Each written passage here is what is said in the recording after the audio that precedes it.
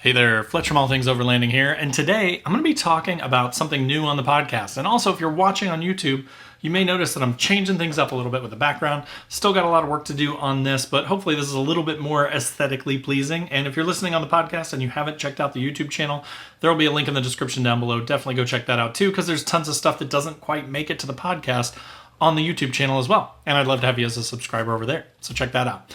But today I'm talking about innovation versus excess. The innovation that's coming with all the new gear and stuff that's coming with overlanding versus what is excess, right? Like, is it too much? And at what point is it too much?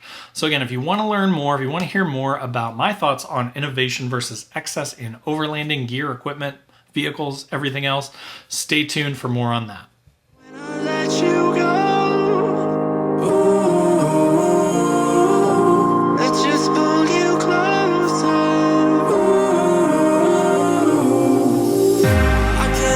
Where it came from, but you got it, my got it. It began in the land of the sandstorm.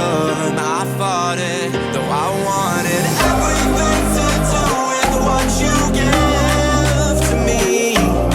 Loosening my grip.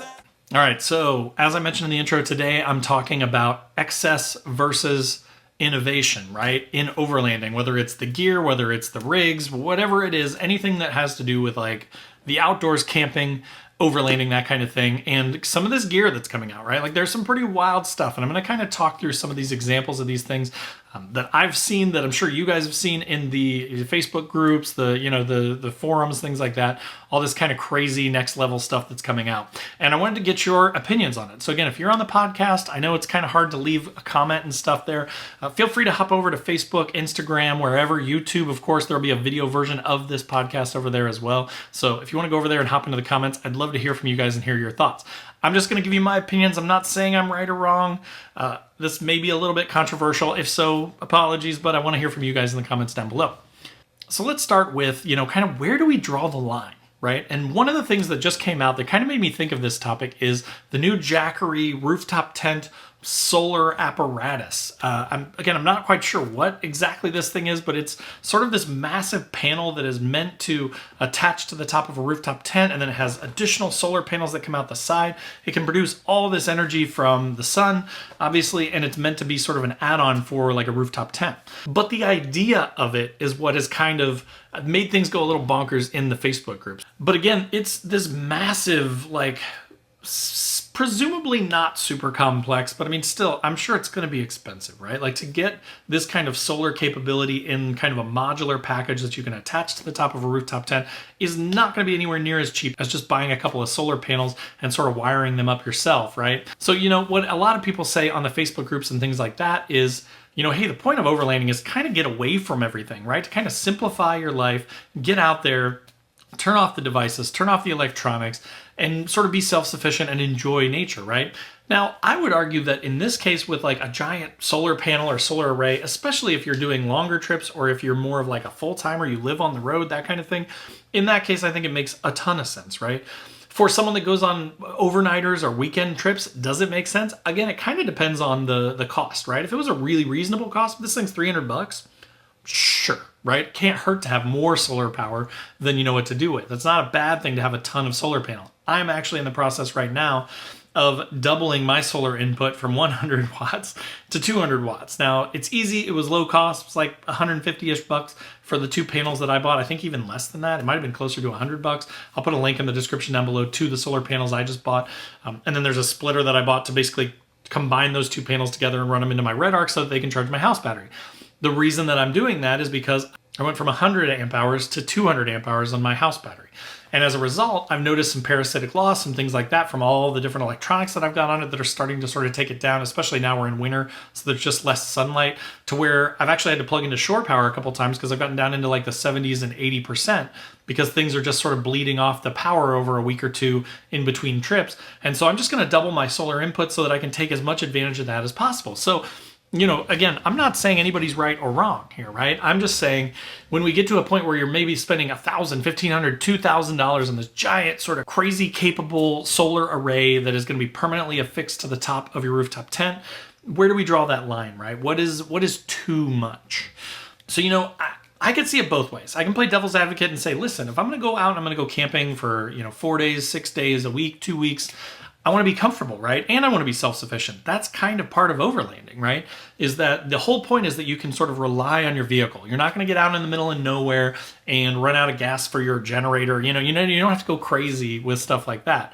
But if you're mostly self-sufficient and your vehicle can replenish its own electricity to recharge your electronics, to keep your GPS going, to keep your smartphone going so that you've got communications, to run your lights and all that stuff at night, to run a diesel heater if it's winter, that kind of thing, that's not necessarily a bad thing, right? And again, I enjoy innovation. I want things that are more efficient, that are smaller footprint, that take up less room.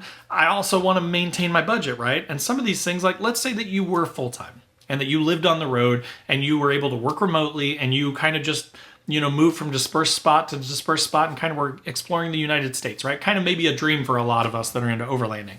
If you had something like that, and even if it is expensive to buy this solar array, if that solar array could solve a lot of your power problems for you and prevent you from having to run the truck and run the alternator and run through fuel and then carry fuel with you and things like that, then that makes a lot of sense to me, right? Like in that case, I think that that's fine.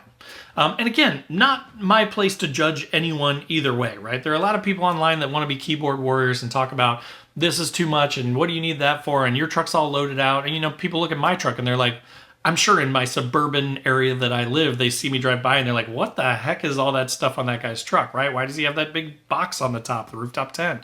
Why does he have an axe on the side, which I don't keep that on there all the time, but when I'm going on a trip, I do. Why does he have that black box in the back, which is my diesel heater? What's that big drawer system? Why does he have a fridge in the back, right? And most of the people don't even know what that stuff is, but they just see it and they're weirded out by it. My reason is it's my daily, right? I bought a brand new 2023 Nissan Frontier. I wanted something reliable, something that got better gas mileage than my old vehicle. It's not knocking my socks off, but it's doing way better than my old truck. And I want to be able to go out as fast as possible. I want to be able to, if my wife says, you have this weekend, go out, hop in it and have as much stuff on that truck ready to go as I possibly can so that I can be self-sufficient and I can get out quicker and easier, right? I think that's the same with a lot of these innovative new things, right? Like some of the hard shell rooftop tents. To me, a lot of money, right? I'm not spending $25,000 on a hard-sided rooftop tent or even $5,000 or $10,000 on those things because to me, I don't need it, right? I go out, if I'm lucky, I might get one week trip a year or 2 or 3, 4 maybe if I'm really, really lucky. But most of the time, I'm doing overnighters, I'm doing quick weekend trips. I want something that's as budget-friendly and as reliable and well put together as possible, which is why I went with the Nature Nest rooftop tent. Again, I'll put a link in the description to that thing too. But this thing's a $1,600 hard shell, clamshell style rooftop tent. Deploys super quick, tears down super quick. I can get in and out of camp. I can leave it on the truck 24/7. I don't have to worry about it because it's a hard shell tent. It's protected from the elements, things like that. And to me, that makes a ton of sense. And I didn't want to spend $3,000, $5,000 or more on a rooftop tent. Is a hard shell, hard walled rooftop tent really innovative and cool? Absolutely. I love what Redtail's done with it. I think it's a really cool product. I think if you were, if you were living out somewhere and you had sold your house, let's say, and you're like, look, yes, I'm going to spend $150K on my rig and my rooftop tent and all the stuff that I need for my electrical system, everything, the solar, then that could make sense to you, right? Like, so again, not judging anyone, not saying what's right or wrong, but saying where do we sort of draw the line? For me, it's about budget and it's about priorities, right? And I'm going to get to that in the end. When I do my kind of wrap up at the very end of the podcast here, I'll talk a little bit more about that and kind of how I prioritize and what makes sense for me and what may make sense for you is totally different. Another good example that I wanted to touch on here is jacks, right? So when I first started, I had I think $60 or $80 48-inch high lift jack. It wasn't even a high lift brand. It was like a Torin or something like that.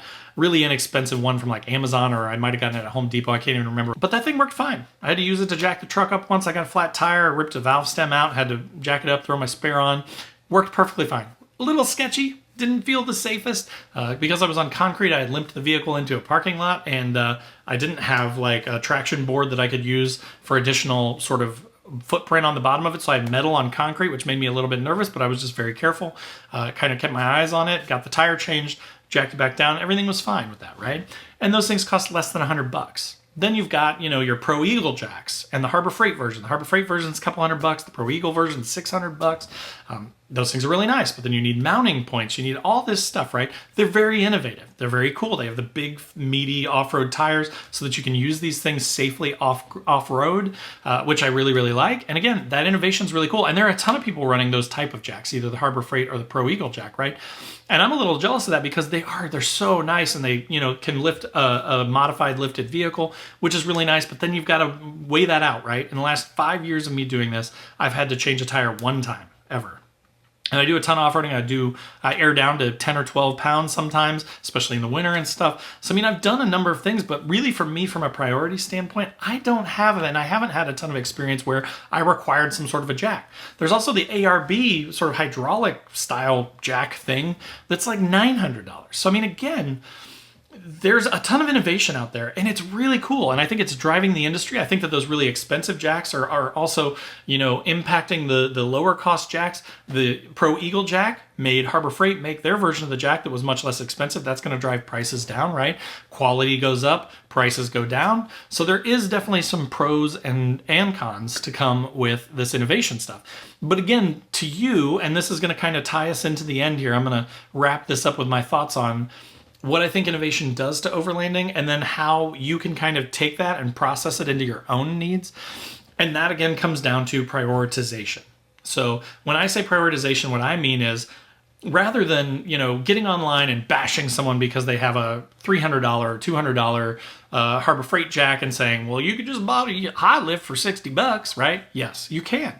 But I think the key here is, one, everybody's needs are different, right? You can't really judge someone. If someone has a $900 ARB jack, it's really easy to fall into that hole and say, hey man, that guy is not a budget overlander, right? What a turd. How could you ever spend $900 on that jack? If you do a ton of recoveries, if you're really more of a hardcore wheeler and you're going through that stuff, it may make sense from a priority standpoint, because maybe you do a lot of tire changing, working on your vehicle. If you have an older vehicle, sometimes it may make more sense to have better off-road tools and better jacks and things like that, because you may need to use it more, right? If that's not a priority for you, don't judge those other people. It doesn't matter what they do. Let them spend their money the way they want, but look at your priorities and say, it does make sense for me to spend a few $100s on this Harbor Freight off-road jack, and I'm going to fab my own mount, or I'm going to buy this mount for $100 because I want to have it on the rig all the time. I want to have easy access to it to get it on and off the truck if I need to use it, because I use it quite a bit, right? So look at your own priorities, look at your own sort of needs when you're making these decisions. And again, this is kind of becoming like a lecture, and I apologize for that. I'm not trying to lecture anyone, but I kind of just keep seeing so much negativity online where people are judging everyone and saying like, he's clearly not a budget overlander because blah, blah, blah. He has a more expensive truck. He has a newer truck. He has an older truck. He has this, he has that. He has a big money lift on it. He has big money tires on it, right? And again, it's hard. It's hard. I definitely find myself, I'm a cheap tire person because, again, for years and years and years of off-roading, and now for the last few years of overlanding, I've only once ripped a valve stem out. My tire was perfectly fine, by the way, and with the Colby valve stems, which I'll put a link to in the description as well because I love these things, for like $40 you get two of these quick trail side repair valve stems that you could use. I could have replaced that without even having to jack the truck up. So again, in the last 10 years of off-roading and 4 or 5 years of overlanding, I've had to do one valve stem job basically, which I just replaced the whole tire with my spare because that's what I had. I didn't have the quick Colby valve stems at that time. So again, it's about priority, right? So I think maybe we judge each other a little bit less. We worry less about what everybody's spending their money on. We worry less about whether you've got stuff strapped to your truck or you don't. If you're a tent camper or a hammock camper or a rooftop tent camper, it doesn't really matter. The innovation is interesting to me, and I think that it's good that we have this innovation. These companies are willing to sort of take these leaps to build these more expensive products, even if we don't all use them, right? So that was kind of my thoughts on that. Again, I think that you may have more of a need for an expensive jack than I would. And if that's the case, then you could buy that. And that innovation that's driving those jacks to be more efficient, safer, is a great thing. Same with hard shell rooftop tents, same with solar panels, same with electrical management systems, right? The fact that Red Arc has gone above and beyond a lot of these other companies and built these amazing products has caused companies like a Kick-Ass to build a budget version of that, right? That helps a lot of us out.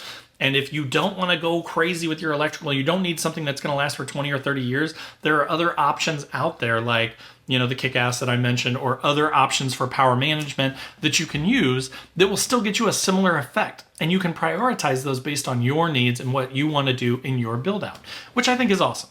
So again, post up in the comments down below. Tell me your thoughts on innovation versus excess, right? Where do you draw the line? How much is too much? Do you think it's a bad thing that there's all this innovation? I mean, could it be hurting the overlanding world because there's a $900 ARB jack that's going to scare people away from thinking, oh man, I can't afford that. There's no way I could do overlanding because I can't get that jack, right? So I want to hear from you guys down in the comments below on YouTube. If you are, as I mentioned on the podcast, hop over to YouTube and hop into the comments, or hop into Facebook or Instagram or TikTok, wherever you want to follow along and join the conversation. I'd love to have you. Also in the description below will be links to all those products that I kind of mentioned throughout this thing because they're interesting and I've reviewed a lot of them. So if you go to the YouTube channel, you can find videos on all this stuff that I'm talking about as well. Also in the description down below will be links to my website where I've got overlanding patches and stickers. If you don't have some of those, definitely check them out. I think they're pretty funny. They're super high quality. The PVC patches are awesome. The stickers are from Sticker Mule, so they're really high quality. They've lasted for years on all my rigs. So for $5 a sticker and $12 a patch, it's a pretty good deal for that stuff. And if you want some, check those out. And then last but not least, there are links to my Patreon page where if you just want to support the channel, feel free to do that. There's also a 24/7 Discord where we all kind of chat about our rigs and our gear, which is a ton of fun, and I love talking to you guys. And then there's also the Newbie Overlanders group, which is totally free to join. It's on Facebook. So if you're looking for a place to kind of ask questions and learn and help newbies, if you're more experienced, that would be a great place to join, and we'd love to have you. But again, thanks for watching, thanks for listening, and we'll see you next time.